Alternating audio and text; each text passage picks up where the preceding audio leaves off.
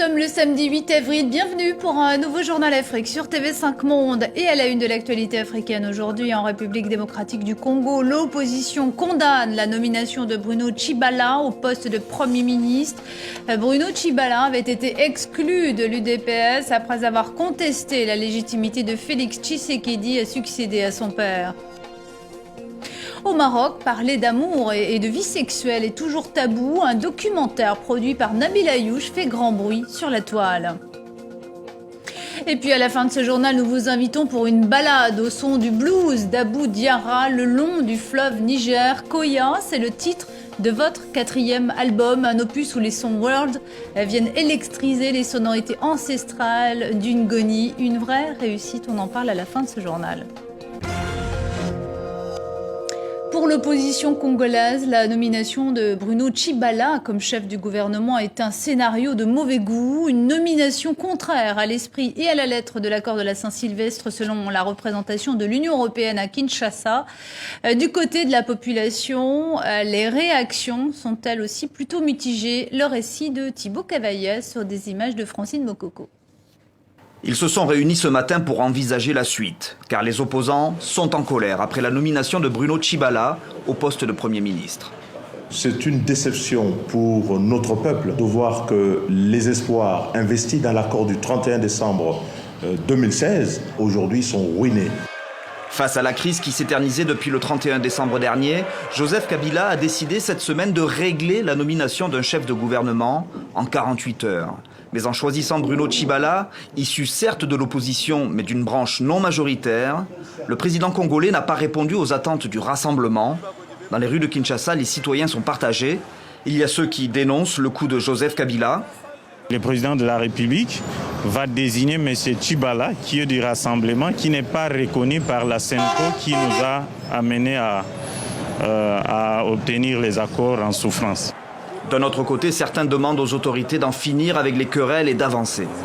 Qu'on laisse Bruno Tshibala qui organise les élections, qu'on trouve une alternance, parce que ça fait longtemps qu'on attend cette chose-là.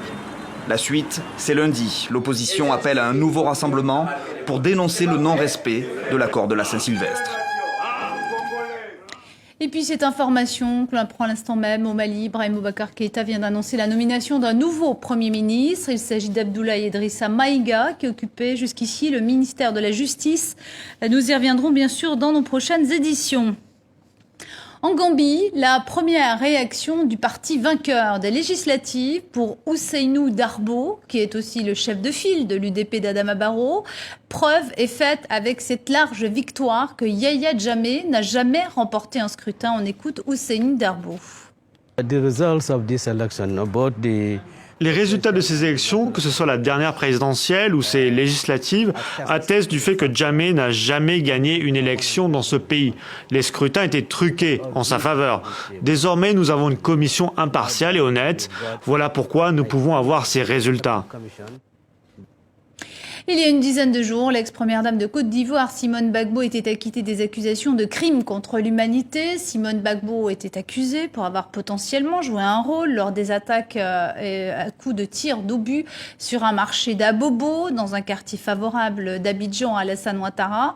Je rappelle que Simone Gbagbo purge une peine de 20 ans de prison pour atteinte à la sûreté d'État. Alors aujourd'hui, nous recevons son avocat Ange Rodrigue Djadji. Merci d'être venu sur le plateau de TV5 Monde. Alors après cet acquittement, vous vous en prenez aux ONG qui dénoncent un procès entaché d'irrégularité. Quand on a obtenu l'acquittement de sa cliente, est-ce que c'est de bon ton finalement d'aller s'attaquer aux ONG? Nous ne nous attaquons pas aux ONG, ce sont les ONG qui s'attaquent à Mme Simone Gbagbo. Les ONG reprochent à la justice ivoirienne de l'avoir acquittée et demandent qu'elle soit transférée à la CPI. Nous leur disons non, Mme Gbagbo ne sera pas transférée à la CPI. Mme Gbagbo a obtenu un acquittement et le débat il est clos. Nous sommes désolés. Est-ce que la stratégie de critiquer ouvertement les ONG est la bonne? Est-ce que finalement faire profil bas ce serait pas mieux finalement? Mais nous n'avons pas besoin de faire profil bas. Nous voulons juste qu'il y ait de l'équité. Les ONG ne se sont pas offusquées quand Mme Gbagbo a été condamnée à 20 ans de prison sans aucun élément de preuve. Les ONG ne se sont jamais offusquées quand les victimes de l'Ouest n'ont pas encore eu de procès tant à Abidjan qu'à la CPI. Nous demandons aux ONG de commencer par se préoccuper des victimes. Alors, les tirs d'obus ayant fait au moins une quinzaine de morts dans l'affaire, en tout cas qui implique l'ex-première dame, qui impliquait potentiellement l'ex-première dame de Côte d'Ivoire. Vous qui êtes avocat, vous comprenez quand même qu'en fait, les proches de ces victimes de ces tirs d'obus aient besoin d'explications et peut-être besoin aussi de savoir qui a donné l'ordre de ces tirs. Mais madame, je tiens à vous dire qu'en Côte d'Ivoire, depuis 2002, il y a plus de 30 000 victimes de la crise post-électorale. En 2011, il y en a eu au moins 3 000 selon les chiffres. Madame Gbagbo est solidaire de toutes les victimes ivoiriennes, peu importe leur ethnie et leur parti politique. Sauf que Madame Simone Gbagbo n'est pas responsable des meurtres et des victimes. C'est ça la réalité. Il faut bien le comprendre. Alors, vous voulez alerter les médias, vous êtes ici justement à Paris pour alerter les médias concernant le cas d'Assoua Adou. C'est l'un des fondateurs du FPI, il était également un ancien ministre, conseiller de Laurent Gbagbo. Il est emprisonné depuis plus de 2 ans, accusé de meurtre et de constitution de bandes armées. Aujourd'hui, vous dénoncez des mauvais traitements en prison, des transfèrements punitifs. Il y a quelque chose qui a changé dans la manière de traiter les prisonniers depuis qu'Alassane Ouattara est au pouvoir, le président ivoirien. Mais ça a toujours été le cas. Depuis qu'Alassane Ouattara est au pouvoir, je pense que la justice n'est plus au centre de l'équité. La justice est devenue un instrument du pouvoir pour pouvoir... je dis pas maltraiter, mais pour pouvoir embrigader les opposants politiques. Quand on demande aux opposants comme M. Assoua Adou de rentrer en Côte d'Ivoire et qu'il n'y aura aucun problème et qu'il rentre et quelques semaines après il est arrêté dans une procédure à la DST où il est accusé à tort, c'est extrêmement grave.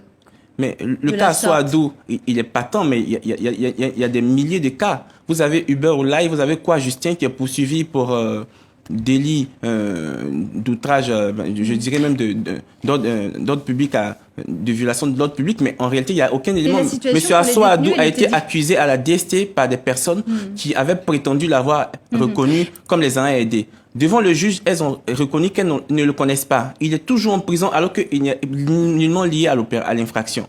J'arrive pas à comprendre cela. Aujourd'hui, il a des problèmes de santé, monsieur Assoua Adou. Et la justice ne se préoccupe pas de son état de santé qui se dégrade. D'accord. Merci beaucoup. On entendra donc l'appel que vous lancez pour votre client. Merci beaucoup, Ange Rodrigue Dadji, d'être venu sur le plateau de TV5 Monde. Merci, madame. En Ouganda, l'arrestation d'une universitaire, Stella Nyanzi, avait critiqué l'épouse du président ougandais Yoweri Museveni, qui est aussi ministre de l'Éducation, sur sa page Facebook. Stella Nyanzi lui reprochait d'être revenue sur la promesse de campagne du président de fournir des serviettes hygiéniques dans les écoles. Accusée de harcèlement, elle a été arrêtée vendredi soir.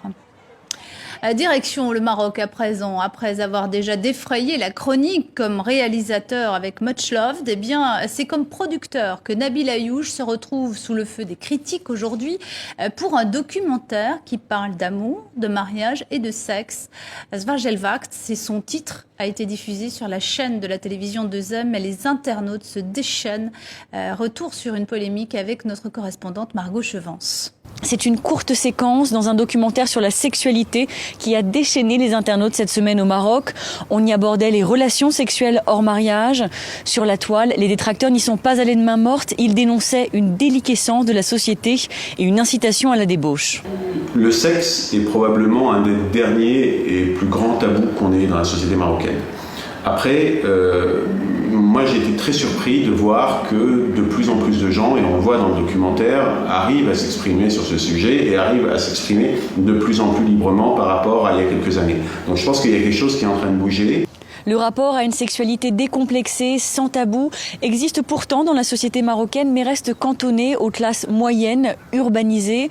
Même si les langues se délient, aborder le sexe librement chez les jeunes concerne encore une minorité. Ces gens-là ne sont pas représentatifs de l'ensemble de la société marocaine. Cette société marocaine, dans son ensemble, reste conservatrice. Même si elle a des pratiques sexuelles libéralisées, elle ne les reconnaît pas, elle les condamne. L'article 490 du Code pénal marocain condamne en effet les relations sexuelles hors mariage d'une peine allant jusqu'à 1 an de prison.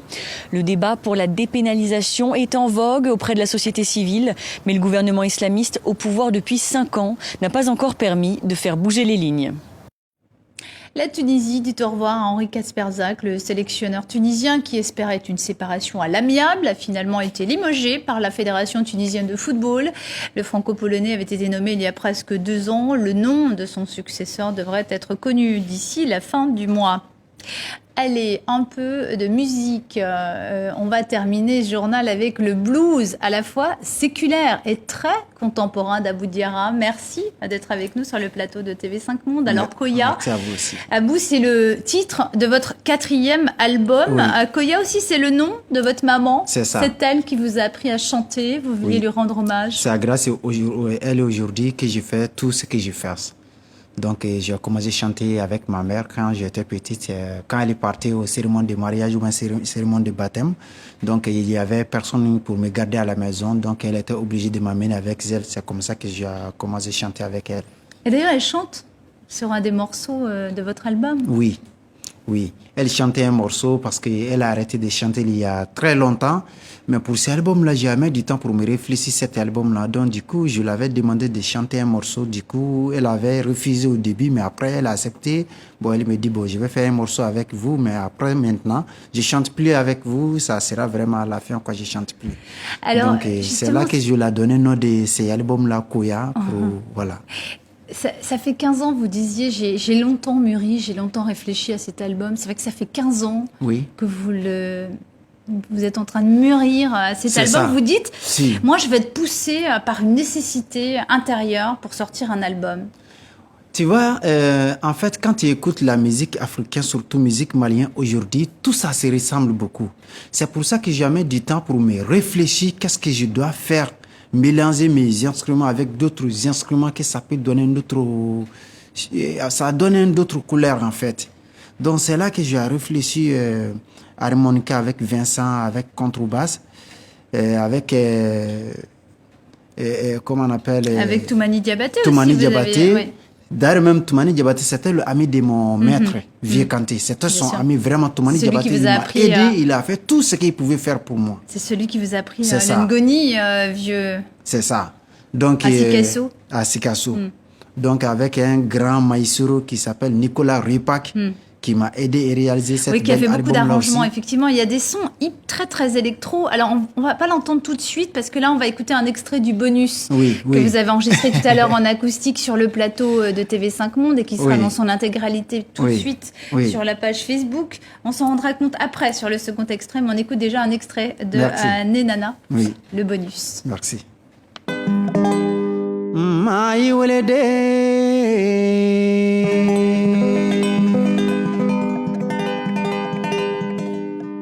I kanu ɲɔgɔnma mini wele wuluni welele bugokadi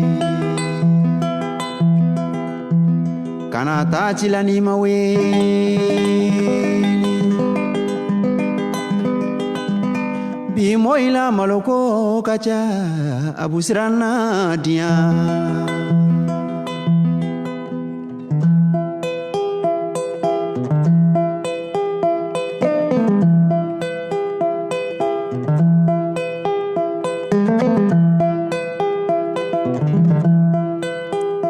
mi mana kɛ la fɔli la ne nana o ɲanajɛ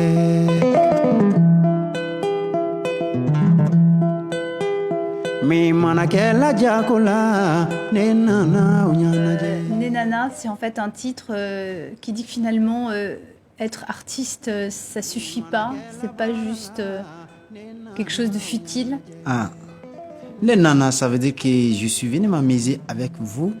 Moi, je ne suis pas là pour me bagarrer, ni faire des reproches, ni faire des critiques. Je suis tout simplement ici pour m'amuser avec vous, pour vous mettre en l'aise. Voilà. C'est le dernier clip qui est sorti de cet album. Et alors, sur les images vidéo de ce clip, on voit ces magnifiques paysages du sud du Mali, paysages très riches en agriculture, avec des terres très fertiles. Vous-même, vous avez été agriculteur, vous savez ce que c'est que de vous occuper de la terre. Je suis né dedans et grandi dedans. Nous, le Bambara, chez nous, moi je suis Bambara. Notre travail, c'est ça. Donc, je suis né dedans et grandi dedans aussi. J'aime bien, je suis fier d'être cultivateur aussi. C'est vrai que j'ai fait la musique, mais mon boulot, c'est ça.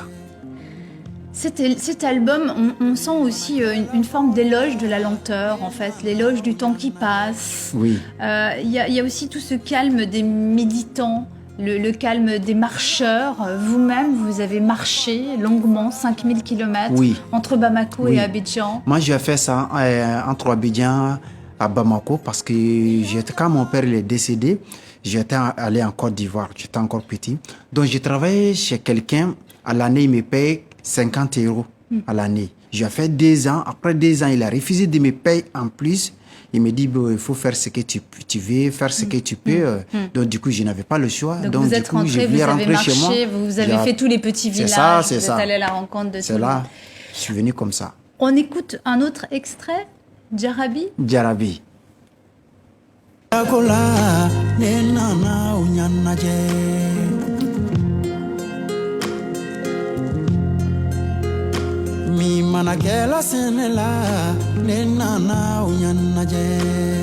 C'est dommage parce que du coup c'est pas Djarabi, là c'est le clip de Nenana qu'on vient de revoir. Oui.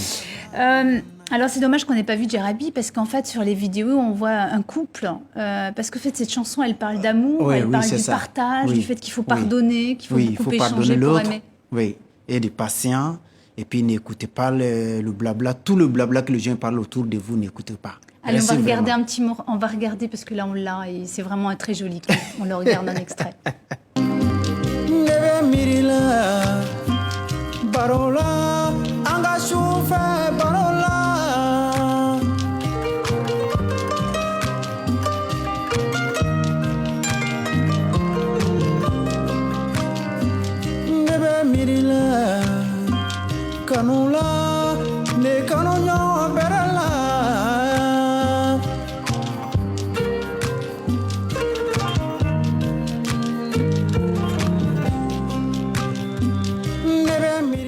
Abou Diarra, là on entend ces sonorités beaucoup plus électro, beaucoup plus world. Oui.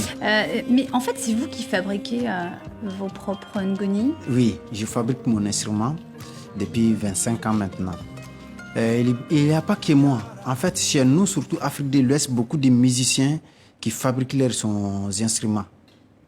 Parce que voilà, c'est comme ça chez nous. Tout le monde sait que nous, on n'est pas des machines, on n'a pas les moyens d'acheter des machines pour fabriquer des choses. On sent dans les arrangements de Nicolas Repac, dans la guitare de Nicolas Repac ou dans les arrangements, l'harmonica de Vincent Buchard, on sent que c'est extrêmement travaillé en fait. Chaque son, chaque chanson est extrêmement travaillée. Vous avez passé beaucoup de temps en studio? Un peu quand même, oui. Je peux dire ça comme ça, parce qu'on a fait 5 jours au studio Canal 93 à Bobigny.